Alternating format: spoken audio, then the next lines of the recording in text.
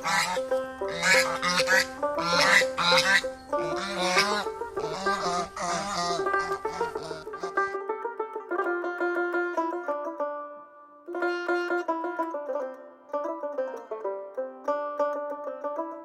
এই সময় দেখবো যে কাছে লইয়া আবার একজন একজন বয়া আর কান্দে করে টানতে পারেন থেকে কান্দে করে আবার টানতাম, কিন্তু এখন সে আমাদের সেই দিন নাই ভাই।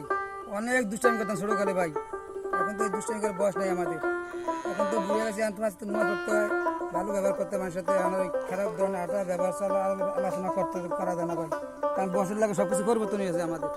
না ভাই আগের মতো কেন সাপ না, আগে এই রাস্তা দিয়ে আমরা হাঁটতে পারতাম সাপের জন্য, এখন আর সাপ টাপ নাই, সাবান গ্রামে নাই করেই চলতেছে ভাই। দাদা দাদির সাথে যখন যাইতাম বিলে, এই ধরনের এই সময় দৃশ্যগুলো দেখলে আমার খুব পরাণ ঠান্ডা হয়ে যায়। এই যে আপনি দেখতে পাচ্ছেন ভাই কত সুন্দর দৃশ্যগুলো, সবুজ কালার দৃশ্যগুলো এত সুন্দর বলার মতো না।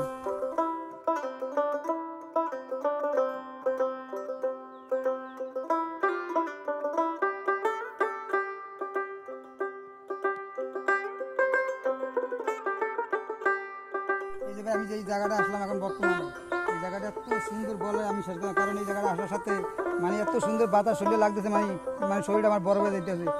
এই যেগুলো দেখতেছেন এগুলোর ভিতরে খুব প্রচুর পরিমাণ মাছ ছিল, শিং মাছ কই মাছ চাষ করছিলে, এখন পানি শুকিয়ে গেছে, এখন মাছ নাই, মাছ ধরে ফেলেছে আবার।